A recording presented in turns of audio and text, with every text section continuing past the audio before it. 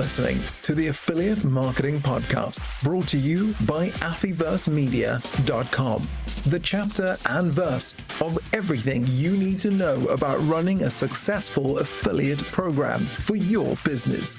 This is a podcast for digital and affiliate marketers, publishers, networks, agencies, and MarTech providers who operate, support, or manage affiliate marketing programs around the globe. If you want to launch, scale, and grow a successful affiliate marketing program, you're in the right place. In this podcast, you'll learn how affiliate and partner marketing is constantly changing, and tune in to industry experts who are getting behind our mic to share tactical insights and practical knowledge to help your affiliate program grow. Here you'll discover what's new and trending in affiliate and performance marketing, how to run your affiliate program successfully, and gain industry insights from experts and practitioners from around the globe. The truth is, you simply won't find this information anywhere else. Now here's your award-winning affiliate and performance marketing host, an industry veteran, your affiliate marketing guide, and the founder of Affyverse, Leanne Johnston. Welcome to this week's Affiliate Marketing Podcast with me, your host, Leanne Johnston. And we're wrapping up season 16. I cannot believe how quickly time has flown by and that we've gone through 16 seasons of this Affiliate Marketing Podcast. Now, during this season, we hit over 250,000 downloads. It truly blows my mind that we're now reaching 250,000 people in affiliate and performance marketing around the world.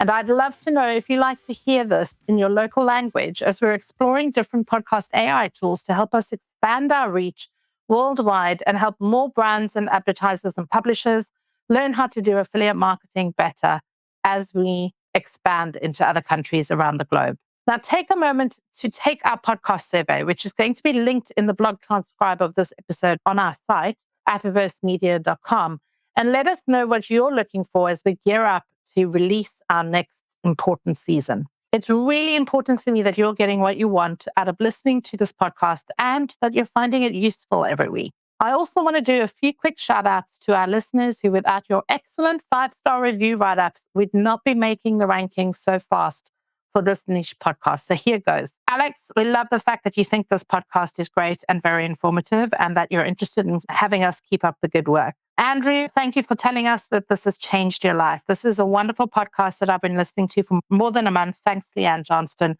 Alex, you're very welcome. Super helpful podcast. I really like Leanne's style. She's so knowledgeable, and this is a super helpful podcast for anyone in the affiliate world. Well, I'm really, really grateful that you guys think that. And thank you for taking the time to write a 5-star review for us. It really does help us to reach more people and share the affiliate marketing knowledge that we want to be exploring with you week by week. Thank you so much for listening in and immersing yourself in the world of affiliate marketing with me. I hope that you're learning something new each week and enjoying every episode that I release for you. If you like our content, and you can get more of it by attending our webinars, our audio events on LinkedIn, engaging us with social media, and attending our events to discover more and learn from veterans that I'm bringing together to tell it to you straight.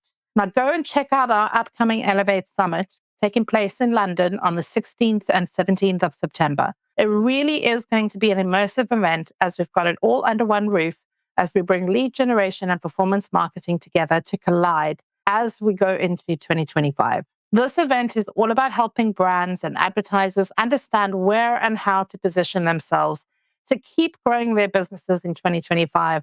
And you'll be hearing more about this as the weeks progress on our podcast as we go forward. Now, for those of you who still want to get your early bird tickets, unfortunately, you've missed the cutoff. But you can still get a 2-day pass by visiting Affyversemedia.com/elevate-2024, or click on the link in the blog transcribe on our website, and you'll be able to get a ticket at the early bird rate of £349. But get in quick, because those prices are going to increase again to $449. And for a 2-day event with lunch, networking, exhibitions, content that is going to be absolutely amazing from industry veterans that I've curated together, both in the US, the UK, and Europe, you really don't want to miss out on this event.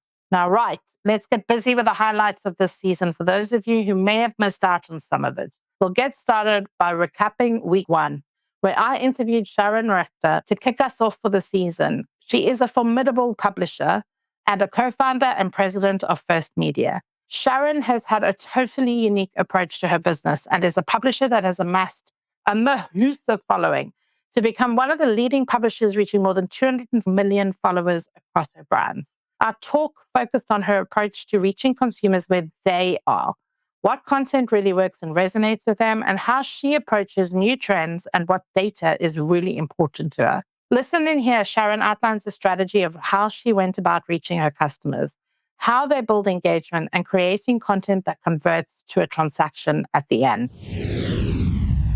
So our philosophy was always meet the consumer where they are. Don't try and get that extra step to come to you. There are pros and cons for that approach, obviously, but meet the consumer wherever they are. So today, our content is available in addition to being on all the platforms, Facebook, Instagram, TikTok, Snap, YouTube, and all of those. It's also available in gas stations, in bars. If you take the New York subway, you're likely to see a So Yummy video. And if you like the recipe you see, you can scan the QR code and Fresh Direct will deliver it to your house. So the idea is that we're offering you really engaging content that will make you stop whatever you're doing, enjoy it. We have never sacrificed the quality of our content and the virality of our content. And I think we do content very differently than other publishers, what we call publishers on Facebook, and then drive them directly to a transaction. We've also looked at the transaction always as an added value to the consumer. To give an example, if we're showing you on So Yummy this amazing recipe on how to make muffins, and you're going, oh my God, I'd love to do it, but this was only a very short video. And then we add, click here to get all the ingredients added to your cart. We're not annoying the viewers. They're actually going to save that video to watch it later, but they add the ingredients to cart and they shop. So our philosophy is very different. And I like that because a lot of brands don't think about affiliates this way. They don't think about their publishers or their partners this way in the fact of where can this partner place me where I can't necessarily go myself because of brand guidelines, of red tape, of budgets that are split between different media teams within the company. And I think this is part of the freedom that affiliate managers have when they're running big programs or tier one programs, is that they can choose where they spend their money and with what types of publishers. Now, I want to add, sorry, I didn't mean to cut you off, but I want to add that that's very important because also we see that even if we created the same video and we posted it on our page, let's just say So Yummy, and on the brand's page, we would drive 6 times better the results coming through our page. I can't give you 100% an answer why, but I'm going to assume that if I talk about how great Leanne is, people will believe me more than if you talk about yourself. Yeah. Maybe. So the recommendation of our brands as being a mega influencer helps. But second, because we focus also on really engaging content, I have to assume that the platforms themselves give us a high engagement score and therefore offer even our paid content to more users at more attractive prices. I don't know that for a fact, but I tend to think it's true. And I also want to agree with you on what you said that, sometimes a brand would come and say, do whatever you want, but you have to use my color, you have to use my font, and you have to do everything the same way I do, in which case we're not magicians. We can't do better than you. So if somebody is working with an affiliate or a company up like ours, you have to allow them the freedom to try things that you can't dare try yourself to get different results and different audiences. Our next episode in this season, we welcomed my fellow South African, Brian McGuigan, head of media in the Netherlands at Klarna, who gave us the insight in Klarna's affiliate proposition and the differing role that the company has in each European market. We also delved deep into the hyper-personalization and market expansions, which come with both challenges and opportunities. In this next clip, you'll hear how Klarna achieves their personalization and aiming to provide best customer services. And I hope that you can leverage this in your affiliate programs too. How does Klarna leverage data to provide a more tailored shopping experience for their consumers? And what impact has this had on the conversion rates to your own customer loyalty? Yeah, I get genuinely excited about this. I know you do. We live in a world where I guess we want to be shown the right things at the right time, right? Yeah. And I think it's always been Klarna's goal to show the right content at the right time to the right user. I think that's probably every advertiser's dream. And I think we now live in a world where we actually see things that we want to. We genuinely want to see it. I just believe we're in the moment now where personalization is at its all-time best. And I think Klarna's pioneered personalization within the Klarna app. And that's why I get really excited. It's very simple how we've done it. And I'll actually just give you an overview of how we've done it. So I think taking a step back, talking about Klarna app, it's not a product plug. I do genuinely find it interesting. We used to just have featured stores in the app, which was driving a lot of the volume and a lot of the traffic. And how it worked is when I opened the app, we saw different stuff. It was a manual algorithm that we created that showed the right stores, simple as that. However, we've come leaps and bounds. And what we've done is we've got 150 million users who are all shopping, and we've got all this transactional data, tons of it at SKU level, which is amazing. And we recently acquired, or not recently, probably a year ago, everything moves so fast, but we acquired Price Runner, which is a search and compare engine. And we built this into the app. So all we did is essentially took the two sides and merged them using AI, which we've invested in. So we got the one side, which is payments, transactional data that we can see on SKU level from our people using Klarna. Then we've got product feeds, which is SKU level data from all the merchants. And what we do is we take their interest and purchase history, combine it with, the product feeds using an AI algorithm. And that means when people open the app now, it's not just featured stores. They're getting item recommendations based on what they're doing. So it sounds super simple once you said it out loud, but I love opening the app and just seeing stuff that's meant for me. It's not a good thing, especially with the birthday coming up, but it is great. Or what you should build into your app is a recommendations wish list that you can send out to your friends and family from your Klarna app. Maybe that would help. Watch the space. There's a lot going on all the time. I don't want to give away too much because we build, we burn, we build, we send, it's always changing. But that's the thing that you said at the beginning of this podcast. You said, Klarna does marketing well. Like, that's what you want to do. You're a marketing-led company that happens to also be a tech company and has a ton of data on, 150 million users around the world. So it's kind of like a marketer's dream, really. I mean, if you think about all the connection points and the connectivity points and the behavior that you can talk about, pretty much every affiliate manager needs to be working with you. And I'm not an affiliate of Klarna or anything like that, but it's a good place to start if you have an affiliate program to actually get in with the partners that have data that can actually help you to understand what consumers are resonating with in terms of your brand and offer and product range. So it's a really simple, easy way to get hyper-personalized with your audience or a segment of your audience around the world and learn from those reactions to your products and services, and then plug that out so that other affiliates can also kind of, uplift the sales channel. Because if it's working in a closed environment like Klarna and you're converting customers, chances are it's also a good testing pool so that you can create promos and offers for other affiliates that can also help to resonate with the same audience. So I think, use Klarna as acquisition, but use them also as a testing ground for your product and for your program to see what's resonating with customers around the world. Our next guest in the lineup, I was thrilled to welcome one of the OGs in the affiliate business, the ex-CEO of WebGains Network and newly appointed CEO of Game Lounge, Richard Dennis. In this episode, we discussed Richard's perspective of the affiliate industry, having worked at both WebGains in the e-commerce space and how that differs completely in the iGaming industry. Now, for those of you that listen to this podcast weekly, you'll know that I cover a wide variety of verticals. Richard discussed the importance of collaboration in whatever position you're in and why it's good to look outside of your own vertical to understand where trends will be taking you going forward. In this next clip, we hear what Richard thinks are the coming trends and some of the shifts in the affiliate marketing industry that he's experienced. So looking ahead, do you foresee any emerging trends or shifts in affiliate marketing strategies, particularly in the iGaming industry since you're now there, but also feel free to talk about e-commerce? How do you anticipate these changes are going to impact affiliate marketers and the businesses that they promote? So what are the big upcoming things?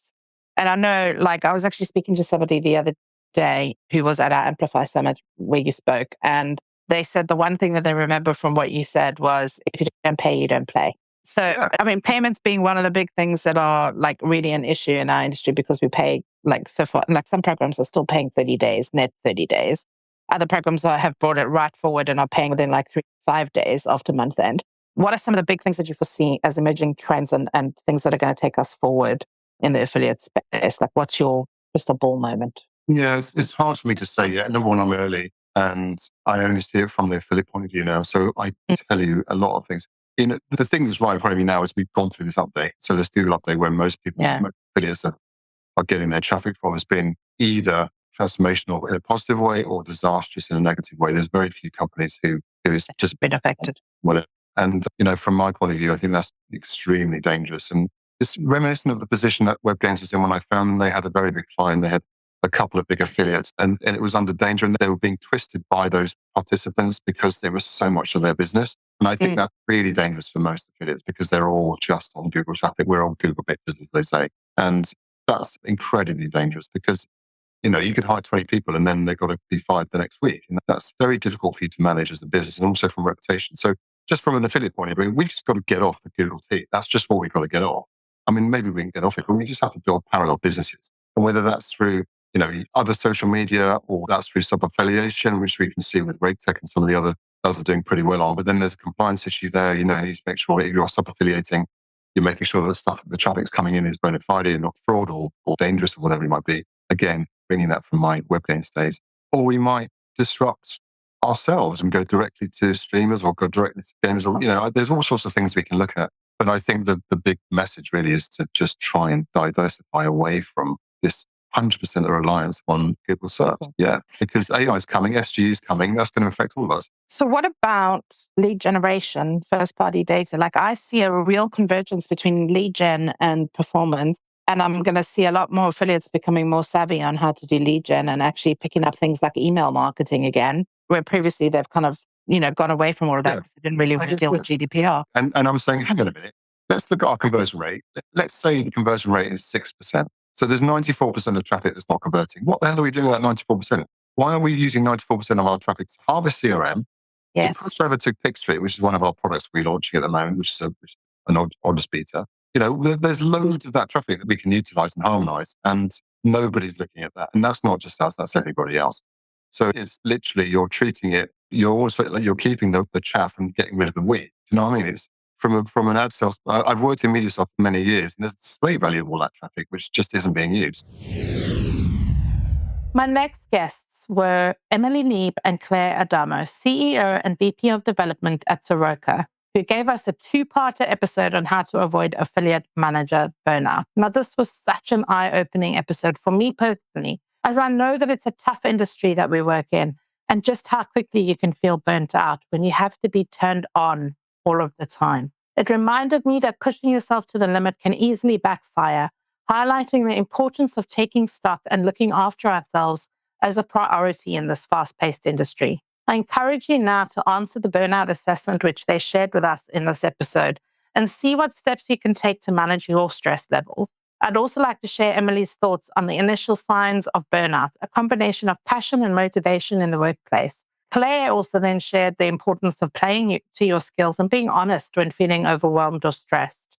If this sounds like you and you're going through these experiences right now in your work life, I encourage you to tune in and listen to this next clip and maybe visit the website to go and have a look at the burnout assessment that we placed in the blog transcribe. It really might help you to just slow down and look at where you can invest in yourself in order to help your affiliates and your partners and your businesses to grow. So when we look at when we're thriving in life or in the workplace, it's usually that what's present is a combination of both passion and motivation. So when we're enrolled and we're empowered and we're engaged, we can feel passionate about what we're doing. We're inspired to show up every day and we're motivated to get the job done. What happens when one or both of those things become exhausted is typically when we will start to see some appreciable signs of burnout. Another framework that I want to suggest that people look through when assessing whether or not they are burning out or if someone on the team is burning out, there's a gentleman by the name of Gay Hendricks, and he wrote a book called The Big Leap. And he talks about 4 zones of flow. And the 4 zones of flow are the zone of incompetence. So these are things that you don't really like doing and you're not very good at them. The zone of competence, which are things that you're good at, but you don't particularly enjoy. The zone of excellence, which is things that you're good at and you enjoy that. And then there's our zone of genius. And that's the things that you're good at. You enjoy doing them. And there's a healthy level of challenge involved that keeps you engaged, learning, and growing. When our role consists too much of activities or tasks that fall into our individual zone of incompetence or competence, that's a recipe for burnout. And that's where our passion and our motivation will often subside. And this is also where you might see some really high performers or overachievers, and you wonder, how do they get done what they can do in a day? And it's often because they're going to be operating predominantly in their zone of genius and or their zone of excellence. So it's really important that we get the right people in the right roles as it pertains to their skill set and their passions and what they're interested in. So if you want to talk about just some appreciable signs of burnout, here are some of the 4 main thought patterns or processes that somebody might be having. One is, I can't do this anymore, even though I want to. So maybe they're engaged, but they just simply do not have the energy. Then they might look at, or you might experience something in the domain of, I can't do this anymore and I don't want. And then we get into, nothing that I do matters. I don't have skills or resources to support me. I don't make a difference. And really at its worst, we might be considering, what am I even working for? Right? This organization or this team only exists for the benefit of its executives or the bottom line. That's a bit of a framework of how we would start to see some of the appreciable signs from our perspective. This is what we look at. One of the things that I've talked to a couple of the recruitment agencies about over the years is that people don't just leave a job because they step up. People quite often will move from being an affiliate manager at one brand to being an affiliate manager at another with no clear increase. They're not becoming a team lead. They're not becoming an owner of, well, now I'm like UK affiliate manager instead of just general affiliate manager. And I think quite often that is because the culture in the business doesn't suit them, or they don't feel supported. They don't feel heard. They don't feel like they have a voice. And I've seen it so much as well. And I think that's what you said was really important. It's particularly for the leaders, C-levels, the business owners, is to really look at how you are supporting your staff. And for the affiliate managers to have that voice like we keep talking about and say when something's not right. And quite often when you are feeling stressed, you're not in the flow. Like Emily was saying, you're not in your zone of genius. Why don't you look at that? Look at the part of your role that is causing you the most stress. Because quite often it's not that you're an affiliate manager and you get, yes, the boundaries is massive, right? I've got affiliates messaging me through the clock from up to midnight and then they start again at 4. Mm-hmm. That is in itself stressful. But if you then add in, I've got to do Excel spreadsheets 5 days a week and that is not my skill, then that's going to just fuel that. And it's looking at that and going, which part of this is causing me the most amount of stress and worry and anxiety? And then how can I address that? And how can I go to my manager and go, this is the bit that, it may be all of it, don't get me wrong, but this is the bit that I'm really struggling with. And it could be a lack of education, a lack of understanding. And they're flaming like, God, what am I supposed to deliver? I'm supposed to do a weekly report to the team. And I don't really know the expectation of what is supposed to be in there. And so I spend 3 days on it hoping for the best and still stressed. Whereas if you then look at it and go, what exactly are you expecting to see? You're managing that expectation and therefore eliminating some of that stress. And if you then go, I don't know how to give you those results, or I don't know how to put it into even, maybe people don't know how to put it into a PowerPoint. Or, there's so many things they may not have the skill set adding to that stress. And it's about being open and analyzing, like we said, look at yourself and what it is, and then talk about it and say it's specific things. Because quite often I know there's things that I do and I'm like, oh my God, I feel like I'm pushing a boulder up a mountain. I hate this. This is not my skill set. And to take that away, well, suddenly that pressure is just gone and I can delegate to someone that's great at that. And would do it in a third of the time that I could, leaving me to focus on the things that are my zone of genius that I love to do and I do really well. So I think that's really important, a really important takeaway as well. For our next episode, we welcome Josh Sebo, fellow podcaster and Chief Operating Officer at OfferVault, who I stumbled upon listening to his podcast, The Affiliate Marketing Show. One of the questions that I love the most is finding out how people have gotten where they are in this industry, and Josh's story did not disappoint. He tells us of his introduction to affiliate marketing, how to stay relevant and find success, as well as how nurturing affiliate managers so that they're long-term players in their business has really helped OfferVault to grow. Tune in now as Josh gives us his perspective on how the industry has changed since he's joined it. Yeah, I think it's changed a lot, and it also hasn't changed at all. I think the way that it hasn't changed at all is the pain points are still like the pain points. You're still dealing with a lot of fraud and a lot of people that are trying to make that quick buck, right? So, and this goes for both sides of the industry, right? Like, as the CEO of OfferVault, I get to see both sides a little bit, right? So, there are a lot of affiliates who cause problems for networks, right? Obviously. So I think it's extremely important to have like your checks and balances in order. If you're a new network, right, before you're taking on new partners like that, you need to make sure you have some sort of process to check the traffic and check everything that goes into your partnership with these affiliates. But also with networks too. Like if you're just coming in and you're trying to set up a network to make that quick buck, like you're going to lose all the good affiliates really fast because they're going to see through your BS. And you also need to make sure like you have the proper tools in place for your affiliates, like a good tracking platform, a good dashboard, a good interface that they can use to see how they're performing with you. So, that's on the side of things not changing. And I think that'll always be a part of our industry and any industry, right? Where you're working with new companies and new individuals where there's so much turnover. What has changed is like the presence of pay-per-call in our space. I feel like a lot of people are getting more involved in that side of the industry. Why do you think they are? Do you think that's because people are worried about cookies deprecating and first-party data, and getting somebody's telephone number is a little bit easier than getting an email address? Like, what are your thoughts on that? I actually just finished reading Adam's book, which is over my shoulder, The Pay-per-Call Revolution, and it kind of really broke down how the industry works for me. To answer your question, you can make a lot more money and you can do it in a much more legitimate fashion. It's a lot easier to keep track of your numbers when you're using a good tracking platform. And it's not easy to find success, right? You have to put in the work 100% like you do with anything. But I think when you do put in the work and you have a good roadmap, pay-per-call provides you a lot more opportunities in terms of basically getting those end users.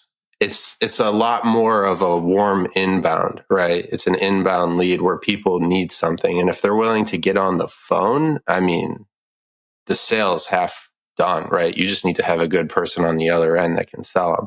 So I think that's a lot of it with pay-per-call. And I know not everybody's getting into pay-per-call, but I am starting to see like a lot of these bigger networks who can afford to kind of diversify a bit.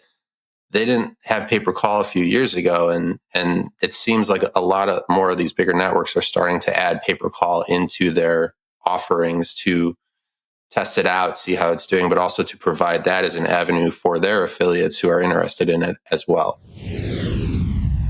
My next guest was Konstantin Ivanchuk, and we welcomed him from After with a superb conversation about SEO, and it was quite timely too. As you all know, there's been quite a lot of changes that have happened with SEO algorithms.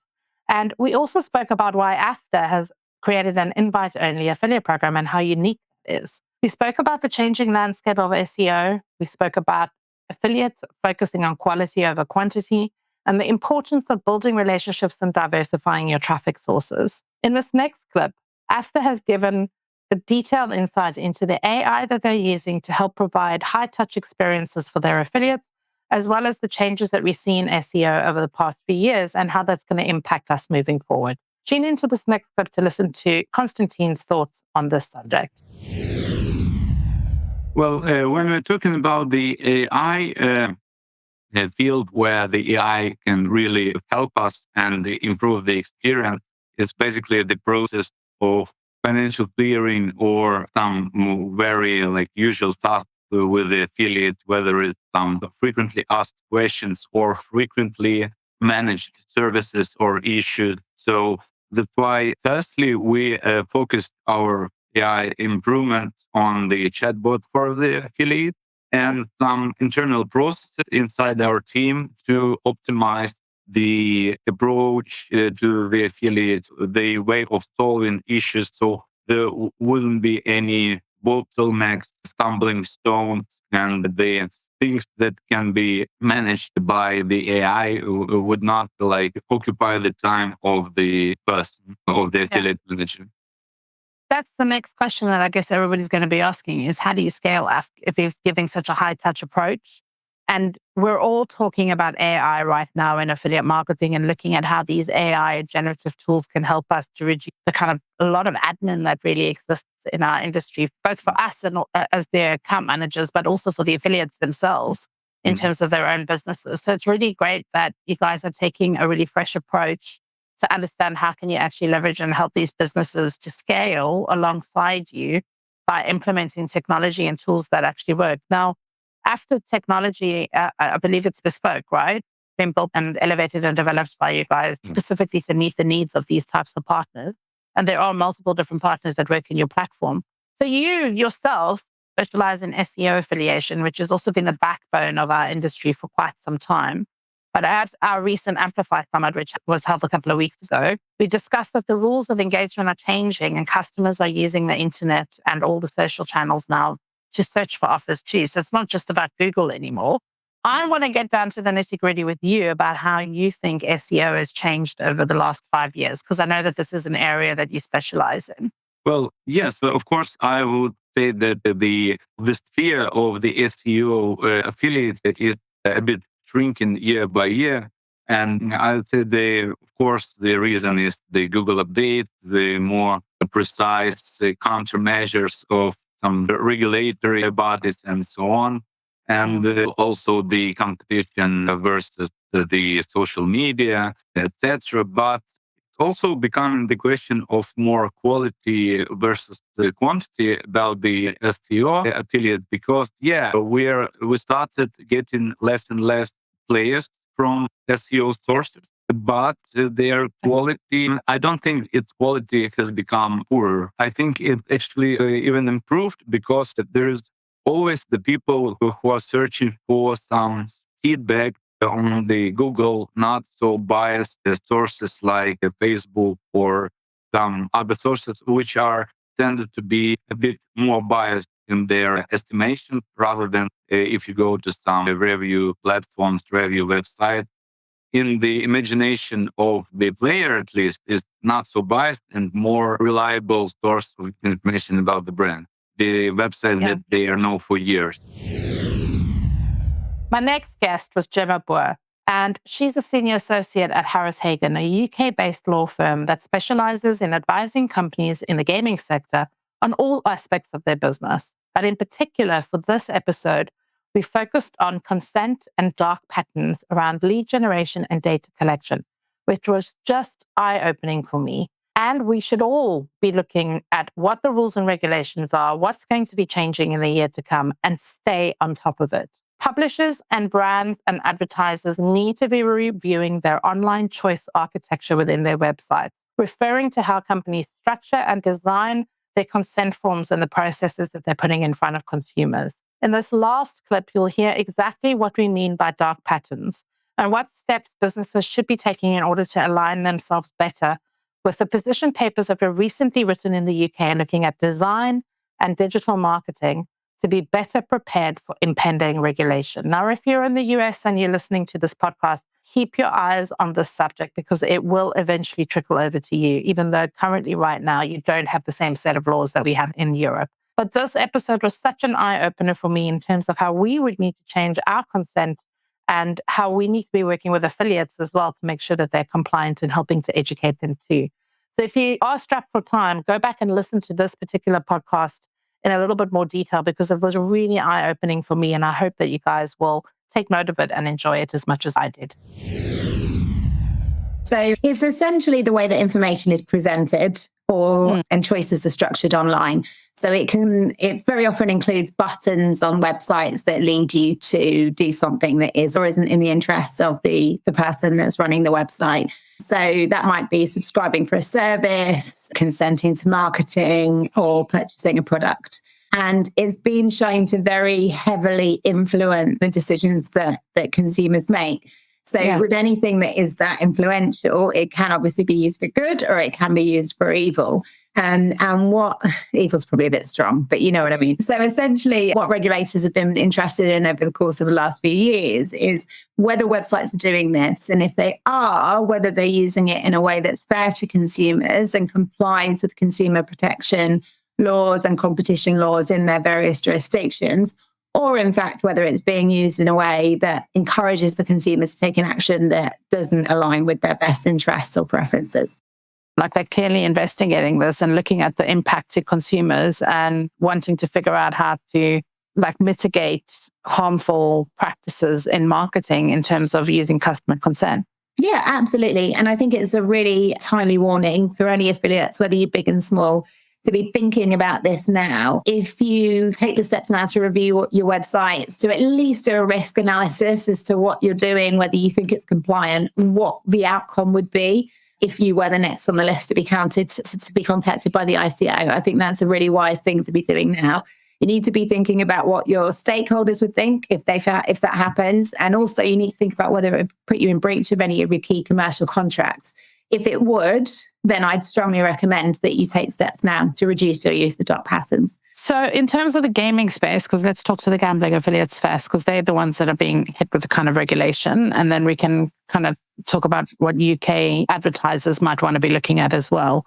What are the steps that they need to take? So you said do a risk analysis. Can you just take us through step 1, do this, step 2, do that, and just make it really practical? So is it just the type of consent notices that you're putting on your website right now, making sure you're using tools that are ICO approved, for example? Or the first thing to do would be to read the open letter on the ICO's website. Okay. Have a look at that, read the examples that they've given. But just to give you a bit of a flavour, they were primarily looking at consent to cookie placement, and they were concerned with 3 different practices.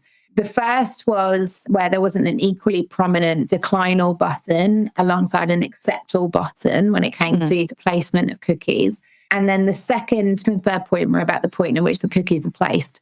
So it should be after, not before consent is obtained, or not at all if consent is not given. Some other things to look out for as well, which weren't specifically referenced in that letter, but I think are going to be next on the ICO and the CMA's action list in terms of taking enforcement action, is 2 practices called, first of all, harmful nudges, and secondly, sludge. Now, nudges are essentially when a company makes it really easy or nudges a user to make a decision, and sludge is when they make it unjustifiably difficult to take an action. So where there's excessive or unjustified friction in terms of, for example, withdrawing consent to marketing or to a service or whatever it might be. So there you have it, guys, a full summary of what season 16 of the Affiliate Marketing Podcast had to offer. Now, I hope that you found all of these topics enlightening, but I really do want to hear from you guys, the types of things that you want us to cover and the types of experts that you want us to bring in. Because this is all about helping you to grow your affiliate programs, to grow your affiliate businesses, and to get behind what the latest trends are that will be happening in the year to come. This season included 2 highlights as well of our Amplify Summit. So please do go back and have a look at what we live streamed back in March at this incredible virtual event. If you missed the 2-day event, check out those episodes and grab the knowledge that we shared in our panel discussions during the course of the 2-day virtual summit. But if you missed all of that, please don't get FOMO again. Head on over to our website and listen to last week's podcast episode where myself and Dean Seddon from Maverick chatted through why we're bringing the Elevate Summit together in person in London and what you can learn from all of us by being there with us. Bookmark your diaries now and get your early bird Elevate Summit ticket very soon before the prices increase. We're really looking forward to helping advertisers and publishers navigate the year ahead, get ahead of what the latest trends are going to be. And we've asked all of the most important people in our industry to come and speak at this event and share their insights with you. Now, coming up next, we have a fantastic 17th season planned for you in the Affiliate Marketing Podcast, We will be diving into all aspects of affiliate program management and really detailing how you can level up in an uneven playing field. Now, this next episode and series is brought to you by our very generous sponsors, Impact.com. So stay tuned, and thanks for listening to the weekly podcast. We really enjoy having you here along with us, and we'll hear from all of our exciting guests in just a few weeks' time. Thanks for listening.